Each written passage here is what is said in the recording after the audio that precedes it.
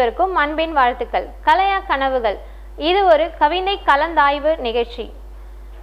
வாரம் ஒரு கவிதை. இன்று நாம் விவாதிக்க எடுத்துக்கொண்ட கவிதை போர் என்னும் காட்டு தீயை அணைக்க விழையும் ஓர் கவிஞரின் குரல். கவிஞர் லிங்கேசன் அவர்களையும் அவர்களுடன் உரையாட முகுந்தன் அவர்களையும் சந்திரசேகரன் அவர்களையும் வரவேற்று அமர்வது நான் உங்கள் ரம்யா கோபி.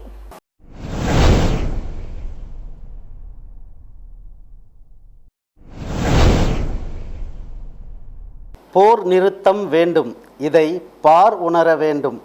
பூமித்தாயின் நெஞ்சில் பதிந்த படுகாயங்கள் ஆற வேண்டும். மண்ணின் மார்பில் மனிதம் புதைந்ததே, விண்ணின் நீளம் வேதனையில் வெந்ததே. புகை மூட்ட படலத்தால் புன்னகையும் மறைந்ததே, பகையென்னும் தீயால் பச்சிலம் உயிர்கள் வீழ்ந்ததே. பூமி நம் சொத்து இல்லை, நாம் பூமித்தாயின் பிள்ளைகள். நமக்கு காயப்படுத்த உரிமை இல்லை, பிரிவு கொள்வதில் பெருமை இல்லை. எங்கே எனது வீடு என்றே ஏங்கும் குழந்தையின் கேள்விக்கு எந்த நாட்டின் வண்ணக்கொடியும் ஏந்தி வராது பதிலினையே. ஆயுதம் ஏந்தும் கைகளின் முன்னே அன்பு அழிந்து போனதே, காயங்கள் உடலில் பதியும் முன்னே கருணை உள்ளம் மாண்டதே. மண்ணின் மனமும் மறைந்ததே, மரணம் நாற்றம் நிறைந்ததே. மலர்கள் மலர மறந்ததே, மனங்கள் மறத்து போனதே. யார் நண்பர் யார் எதிரி, ஒரே கதிரவன் ஒளிரும்போது. ஏன் இந்த பகை ஏன் இந்த வெறி, இருளில் மனிதம் மறையும் போது.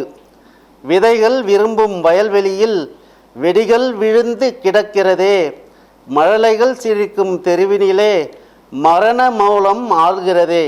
வீரன் ஒருவன் வீழ்ந்தால் எங்கே தேசத்தியாகம் என்றுரைப்போம், பெற்றவள் சிந்தும் கண்ணீர் முன்னே பதக்கம் வைத்தே ஏய்த்திடுவோம்.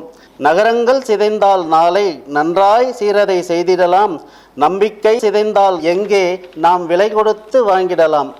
காதலி கையில் மணமாலை வாடா மலராய் மலரட்டும், இறுதி மாலை ஏந்தும் கொடுமை இன்றே இங்கே முடியட்டும். காகிதக் கோடாய் எல்லை இருந்தால் கண்ணியமான ஓவியம், குருதிச் சிவப்பால் எழுதப்பட்டால் மனித குலத்துக்கு அவமானம். சண்டைகள் ஓய்வது அமைதி அல்ல, சக உயிர் நேசிப்பதே அமைதியாகும். துப்பாக்கி மௌனம் வாழ்வல்ல, துன்பம் துடைப்பதே வாழ்வாகும். அன்பை விதைத்து அகிலத்தில் அமைதி அறுவடை செய்திடுவோம், அறத்தின் வழியே அழிவை அழிக்க உறுதி ஏற்போம் இன்றே நாம். போர் முடியும் அந்நாளே புதிய சரிதம் பிறக்கட்டும், மனிதம் மீண்டும் எழுந்து மகுடம் சூடி சிறக்கட்டும். போர் சூழலால் உலகமே தத்தளித்து கொண்டிருக்கும் இந்த நேரத்தில் மனிதத்தை முன்வைத்து நீங்கள் எழுதியிருக்கும் இந்த கவிதை ஒரு தீர்க்கமான குரலாகும். லிங்கேசன், இந்த கவிதையை எழுத உங்களை தூண்டியது எது? வணக்கம். போர் என்பது வெறும் நாடுகளுக்கு இடையிலான மோதல் அல்ல, அது நாம் இயற்கையின் மீது நாம் தொடுக்கும் தாக்குதல். வானம் புகைமூட்டத்தால் கருகிறது, பூமி பிணங்களால் நிறைகிறது. பூமி நம் அனைவரின் சொத்து அல்ல என்பதை மறந்ததன் விளைவைத்தான் நாம் இப்போது அனுபவித்து கொண்டிருக்கிறோம். மழலைகள் சிரிக்க வேண்டிய தெருக்களில் மரண மௌனம் ஆள்வதும் நம் காலத்தின் சாபம். இதை பதிவு செய்யாமல் என்னால் இருக்க முடியவில்லை. உங்கள் கவிதை வரியிலே ஒரு வரி என்னை மிகவும் உலுக்கியது. பெற்றவள் சிந்தும் கண்ணீர் முன்னே பதக்கம் வைத்தே ஏற்றிடுவோம். தேசப்பற்று என்ற பெயரில் தனிமனித இழப்புகளை நாம் கொண்டாட்டங்களாக மாற்றிவிடுகிறோம். அந்த தாயின் வலிக்கு எந்த பதக்கமும் ஈடாகாது என்பதை உறக்கச் சொல்லியிருக்கிறீர்கள். செய்திகளில் சிதைந்து கொண்டிருக்கும் நகரங்களையும் அழுது கொண்டிருக்கும் பிள்ளைகளையும் பார்க்கும்போது எழுந்த ஆற்றாமைதான் இந்த வரிகள். யார் எதிரி யார் நண்பன் என்று தெரியாமலேயே ஓர் தலைமுறை அழிந்து கொண்டிருப்பதை பார்க்கும்போது ஒரு கவிஞனால் என்னால் ஏற்றுக்கொள்ள முடியவில்லை. ஒரு தாயின் கண்ணீருக்கு ஈடாக எந்த பதக்கத்தையும் உலக வரலாற்றில் வைக்க முடியாது. உண்மைதான் லிங்கேசன்.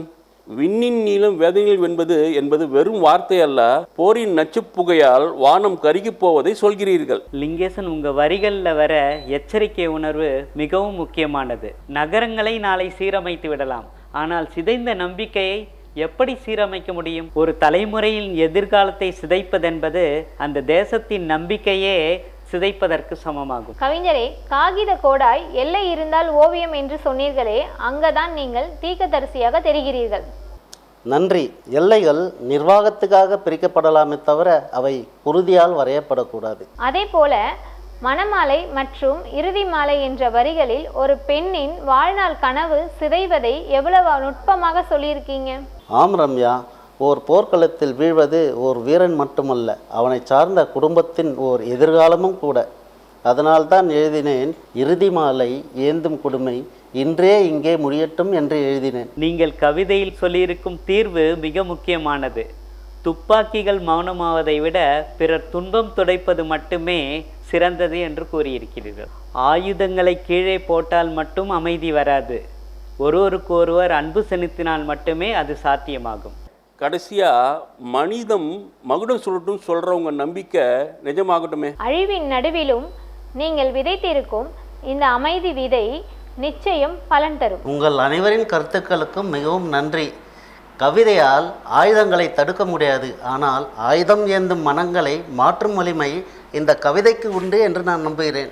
நிச்சயமாக போர் முடியும் அந்நாளே புதிய சரிதம் பிறக்கட்டும், மனிதன் மீண்டும் எழுந்து மகுடம் சூடி சிறக்கட்டும்.